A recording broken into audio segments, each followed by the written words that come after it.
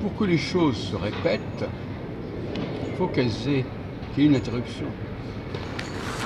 Tout ce qui est dans la continuité est en contradiction avec l'idée de répétition. Quand quelque chose se perpétue indéfiniment, il n'y a pas de répétition. Au moment où il y a des automatismes, ce n'est pas non plus une répétition, véritablement. La répétition, c'est que, par exemple, le fait de dormir, c'est une répétition, c'est pas une répétition.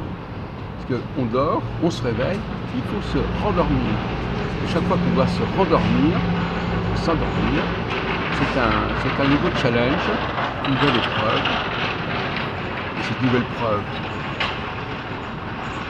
en revanche, si je reste indéfiniment dans une certaine position, je ne suis pas dans la répétition.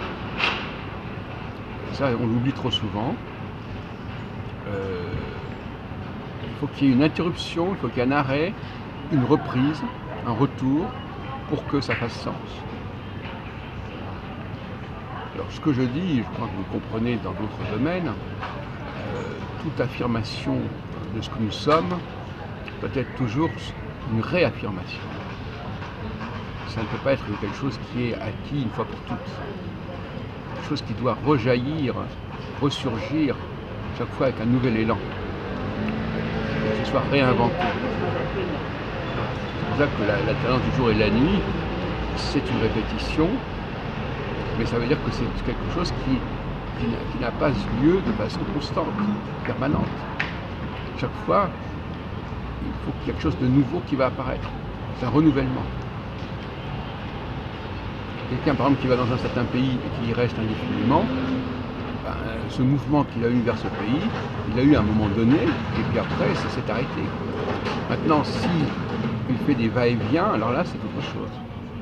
Là, il peut y avoir de la répétition. Il faut retrouver une nouvelle envie de faire les choses. Et si c'est simplement quelque chose qui a été fait une fois pour toutes, déjà une expression extrêmement fâcheuse, une fois pour toutes.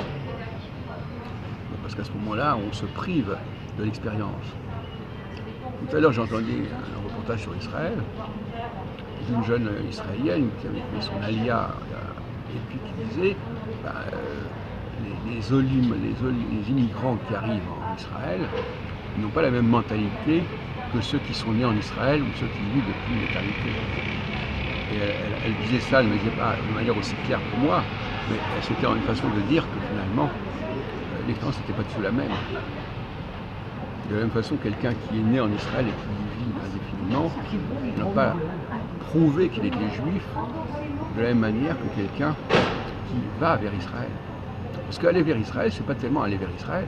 Israël, c'est déjà se différencier de son point de départ, se différencier du groupe d'appartenance premier. C'est ça qui est significatif. C'est-à-dire qu'on aille en Israël ou qu'on aille ailleurs, quelque part, ça, je ne dis pas que ça revient au même, mais c'est le même principe. D'autre part, la notion de rassemblement, la notion de synagogue, la notion d'ecclésia, c'est l'idée de gens qui sont à l'extérieur, qui sont dispersés et qui se rejoignent, qui se retrouvent, qui se rassemblent.